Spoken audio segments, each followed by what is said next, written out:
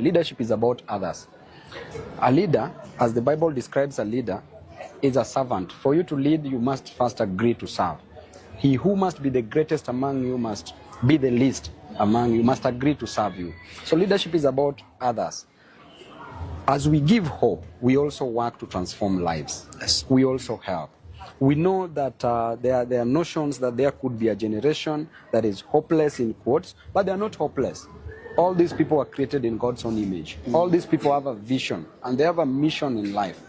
A mission to ensure and a vision to ensure that they transform their lives and the lives of their neighbors for the better. And we are here to assist them. Yes. And we know that Kenya that was in 1960s is not Kenya that was in 1990s, and is not Kenya that is there today.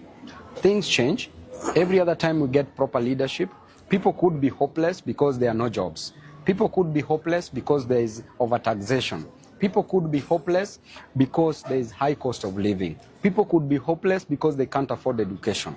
But there is always hope, and the hope is the Almighty God. You can never delink politics from economic development. The role of politics in economic development, they are like twins. Because there is the process of electing a leader who controls the resources, who eventually grows an economy.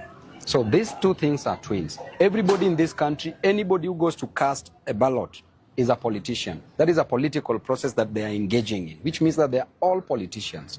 So the question is, after electing a politician, what do these politicians do? Some become dealers, others become leaders. Some have a mission to destroy the nation, some have a vision to transform lives. So that is the only difference that we have. Therefore, when we elect a leader, it is better for that leader to work. And I want to encourage this generation, the Gen Zs, the millennials, to participate in the forthcoming elections in 2027, because they are the majority.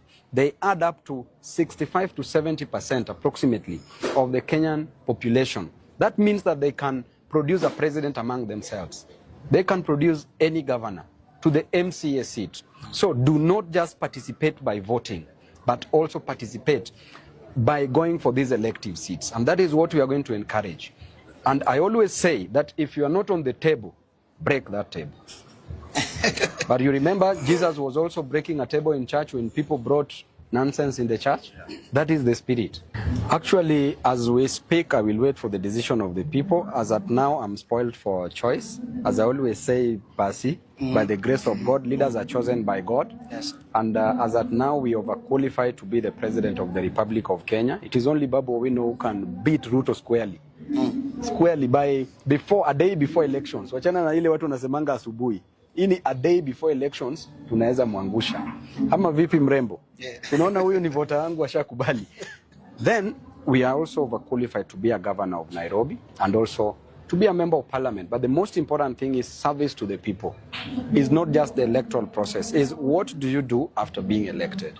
After being elected as Babu Owino, my intention is to work for the people. Because I've gone without food, I know what it is to lack food. If you tell me that you are sleeping hungry, I know what it is because I've gone without food. If you tell me that your child lacks school fee, I know what it is to lack fee because at some point I lacked. Therefore, the kind of leadership that I want in myself at whichever position that I will vie for in 2027,